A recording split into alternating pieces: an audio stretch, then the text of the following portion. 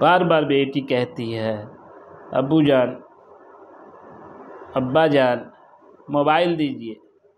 भाई क्यों, मोबाइल क्या करोगी? भाई मोबाइल से पढ़ेंगे हम। क्या पढ़ोगे? फिजिक्स, केमिस्ट्री, बायोलॉजी, मैथमेटिक्स जो होगा मोबाइल में, सब कुछ मोबाइल में है, हम उससे पढ़ेंगे। अरे बेटी, मोबाइल में अच्छाई ही नहीं, उसमें बुराई भी है। अब तुम छोटी हो, तुम मोबाइल के बगैर पढ़ लो ना। हमारी कोशिश होती है, हम उसको समझाते हैं, तुम मोबाइल के बगैर पढ़ लो। नहीं अब्बू जान, ये मुमकिन नहीं है। ट्यूटर भी मोबाइल देख के पढ़ाते हैं और ऑनलाइन एजुकेशन आम हो गया है। सारी निसाब की किताबें ऑनलाइन पे हैं, उसका कोर्स चलता है, ये सब ऑनलाइन कोर्स चलता है, ये सब मोबाइल में है और सब चैनल के माध्यम से हम तक पहुंचता है। हम उसी में पढ़ लेंगे, हमको कहीं जाने की ज़रूरत भी नहीं पड़ेगी। अच्छा ये बताओ, मैंने बेटी से कहा मोबाइल के बग़ैर, आखिर आज से पहले और हम लोग भी और हमसे जो कुछ बड़े गुज़रे हैं, जो बड़े गुज़रे उनके जैसे तो कोई बड़े अब हो ही नहीं सकते हैं। और क़यामत की सुबह तक उतरती हुई नस्ल अपने अगली नस्ल से कमज़ोर पैदा होती जा रही है। आखिर उस वक्त मोबाइल के बग़ैर लोग कैसे पढ़े?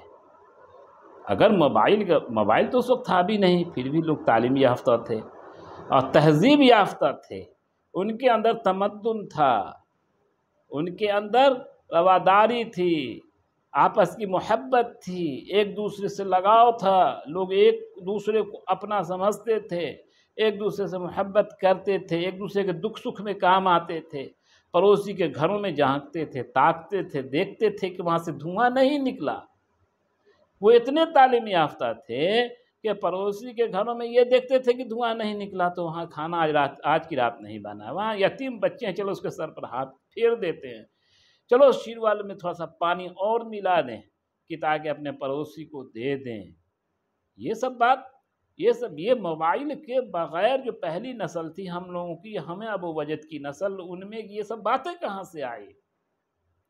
क्या हम मोबाइल के बग़ैर नहीं पढ़े? बेटी कहती है, अबू जी वो ज़माना दूसरा था और ये ज़माना दूसरा है। अरे वो ज़माना दूसरा था, ये ज़माना दूसरा है, तो मोबाइल से तुम पढ़ते हो, पढ़ने का मकसद ये है कि बच्चे हमारे तालीम याफ्ता हों। लेकिन तुम लोग क्या पढ़ रहे हो? तुम लोग क्या फिजिक्स पढ़ रहे हो, केमिस्ट्री पढ़ रहे हो, बायोलॉजी पढ़ रहे हो, मैथमेटिक्स पढ़ रहे हो, उर्दू हिंदी पढ़ रहे हो, अंग्रेजी मैथमेटिक्स पढ़ रहे हो, ये क्या पढ़ रहे हो? और तुम्हारे अंदर से इल्म निकला जा रहा है। ये क्या चीज़ पढ़ रहे हो जिसकी वजह से इल्म निकला जा रहा है? एक होड़ है लगा हुआ नौकरी का, ये डिग्री, वो डिग्री, वो डिग्रियाँ, यहाँ वहाँ, पटना, दिल्ली, लंदन, कहाँ नहीं जा कर के पढ़ाई नहीं है, वो डिग्रियां हैं। वो डिग्रियां क्यों हैं? नौकरी मिलेगी। नौकरी के लिए क्यों उत्साहित हैं, क्यों ललाए हैं कि उससे पैसे मिलेंगे?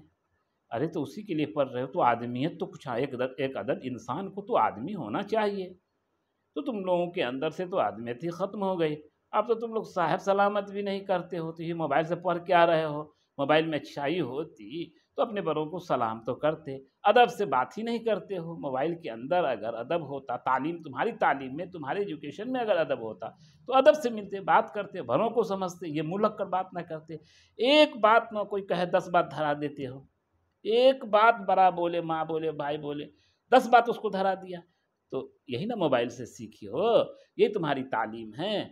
ऐसा करो, देखो, गौर करो कि तुम्हारे अंदर ये कौन सी तालीम आई है जो तुम मोबाइल से ले रहे हो, ये तो ऑनलाइन ले रहे हो, इसको एजुकेशन कहते हो, शिक्षा कहते हो, तालीम कहते हो।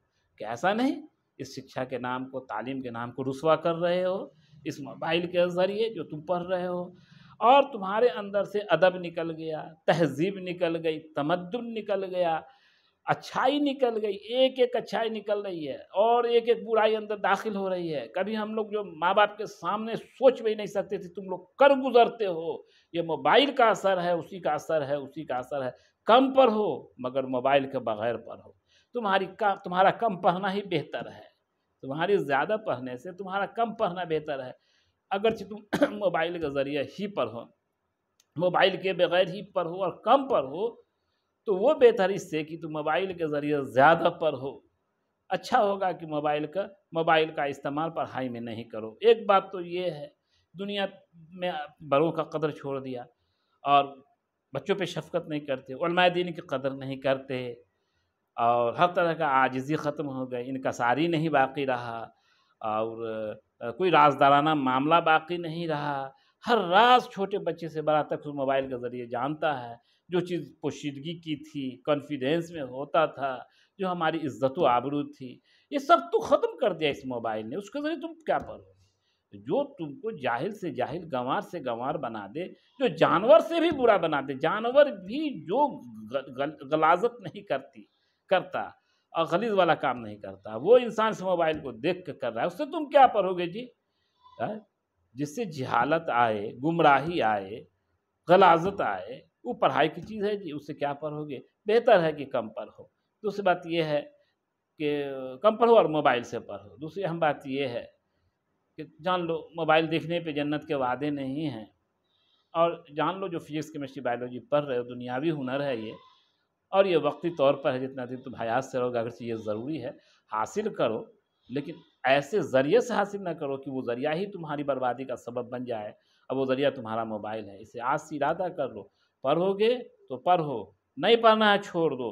बेहतर है इस पढ़ाई से तुम्हारा नहीं पढ़ना, मगर मोबाइल का ज़िद ना करो।